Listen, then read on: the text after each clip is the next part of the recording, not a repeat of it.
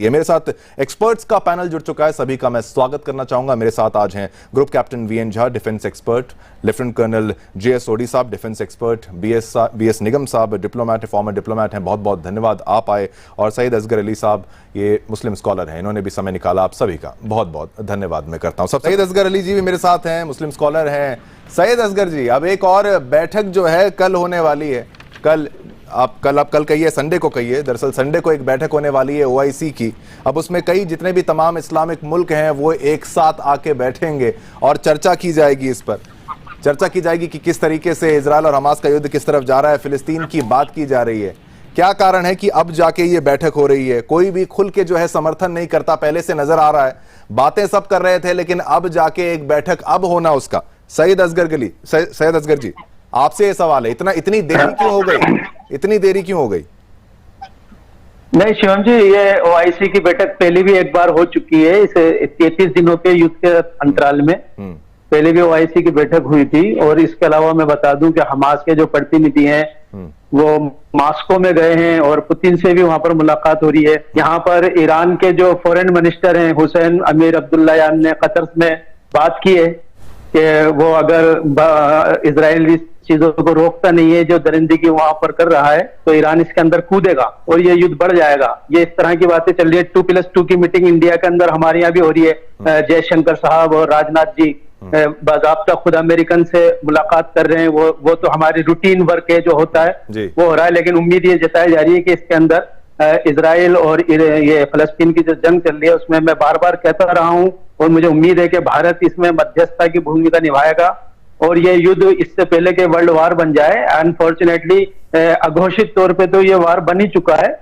लेकिन ये अगर इस तरह डायरेक्ट मुल्क आते हैं बीच के अंदर तो ये हमारे मिडिल ईस्ट के अंदर बहुत बड़ी तबाही का मंजर हो जाएगा। तो अब तक इजराइल जो 7 अक्टूबर को जो हमला किया हमास ने अंदर जाकर, वो बहुत निंदनीय था और उसकी जवाबी कार्रवाई में लगभग 10,000 से ज्यादा नागरिक अब तक फलस्तीनी मर चुके हैं, जिसमें 5 बच्चे और महिलाएं शामिल हैं, जिसमें अस्पताल और दवाइयों के ट्रक और उसको भी नहीं छोड़ा गया है। तो इसमें सारी अमानवीय कृत्य हो रहे हैं। असगर साहब, अमेरिका भी जो है मुख्य बात यही तो मैं कह रहा हूं आपको, जो आप कह रहे हैं ठीक है, हमला निंदनीय है, यहां से भी किया गया, वहां से जवाबी कार्रवाई जो आई, लेकिन ये तो मैं वही तो मुख्य बात तो ये समझ में आ रही है ना कि हमास ही तो जिम्मेदार हो रहा है इतने सारे नागरिकों की मौत का। इजराइल वहां पर उसको मजबूरी हो गई कि भाई अब इतने हमारे मारे गए, 1400-1500 आदमी मारे गए, अब मजबूरी में वो फायर कर रहा है, मिसाइल, लोग मर रहे हैं, और हमास तो उनको एक ह्यूमन शील्ड बना के मार रहा है। तो सबसे बड़ा दुश्मन फिलिस्तीनियों का तो खुद हमास ही है। कहना नहीं बुरा लगेगा सुनने में, लेकिन मुसलमान का सबसे बड़ा दुश्मन साबित हो रहा है इस वक्त फिलिस्तीन में। आप क्या कहेंगे, इस पे क्या राय रहेगी आपकी?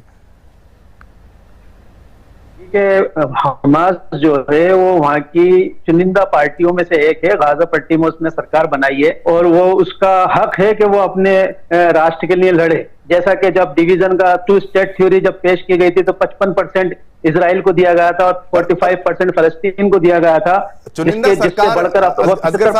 सरकार किडनैपिंग्स करेगी, वहां से मतलब बंधकों को ले जाएगी। मैं क्या कह रहा हूँ, वो नहीं, सरकार बना दी। वो जो काम उन्होंने कृत्य किया नहीं, सरकार बनी है ना वहां पर, सर सरकार बनी है, इन्होंने वहां राज किया है। मैं ये कहना चाह रहा हूं कि इन्होंने जो कार्य किया वो तो इनकी क्या तैयारी थी क्या नहीं थी। उन्होंने जब 45% जो जमीन थी उसके बदले 75 पर वो पहुंच गए, तो इजराइल के नक्शे बार बार बदल रहे हैं। तो 1948 में क्या था, 1967 में क्या था, अभी क्या नक्शा पेश किया जा रहा है, अभी तो नए नक्शे बनाए जा रहे हैं ना। जितनी बार युद्ध किया गया इजराइल को तो फायदा हुआ, जितनी बार युद्ध हुआ इजराइल को तो फायदा हुआ, जितनी बार पड़ोसी मुल्क इस बार वो स्थिति नहीं, बिल्कुल इस बार वो स्थिति नहीं है। कैजुअलिटी देखिए, इस बार वो स्थिति नहीं है जो 6 डे वार हुआ था, उसमें वाकई इजराइल ने 6 दिन में अरबों को हराया था। लेकिन इस बार ये फंस चुका है, 33 दिन हो चुके हैं अब तक। और आज जो है नेतन्याहू का भतीजा मरा है, लगभग 150 से ज्यादा टैंक इनके जो है वो खत्म हो चुके हैं। आप कह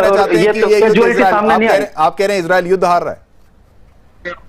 नहीं, हार जीत का तो हम कह ही नहीं सकते, क्योंकि वो लोग जंग लड़ रहे हैं, हम तो यहाँ से बातें कर रहे हैं। हार जीत का मतलब नहीं है, मतलब ये है कि ये शांति होनी चाहिए, मिडिल ईस्ट में शांति होनी चाहिए। मुख्य प्रश्न पुनः दोबारा दोहरा रहा हूं कि जब भी कहीं प्रदर्शन होता है, विद्रोह किया जाता है, यही बोला जाता है कि फिलिस्तीन में जो आम नागरिक मर रहे हैं। अब आम नागरिक के मरने का प्रमुख जिम्मेदार कौन है? अगर हमास ये ना करता तो इतने लोगों की जान तो बच जाती ना। पाप तो बहुत बड़ा कर लिया ना हमास ने, ये तो आप मानेंगे ना साहब?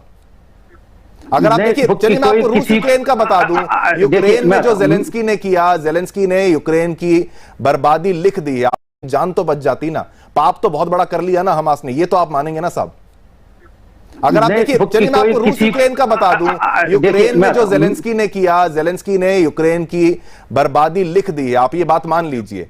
वो एक्टिंग करता करता वो व्यक्ति यहां तक पहुंच गया, वो सदर बन गया, जो भी उसने किया, लेकिन यूक्रेन के तमाम लोगों को तो मरवा के बैठ गया ना जेलेंस्की। उसी तरीके से हमास ने वही गलती कर दी। इसमें मुसलमान फैक्टर भी हटा देते हैं, चलिए धर्म की बात हटाते हैं। हमास जिम्मेदार नहीं है उस कत्लों का, जितने बच्चे मरेंगे, औरतें मरेंगी, बूढ़े मरेंगे, जो मरेंगे, हमास को आप जिम्मेदार मानते हैं कि नहीं साहब, ये बताइए।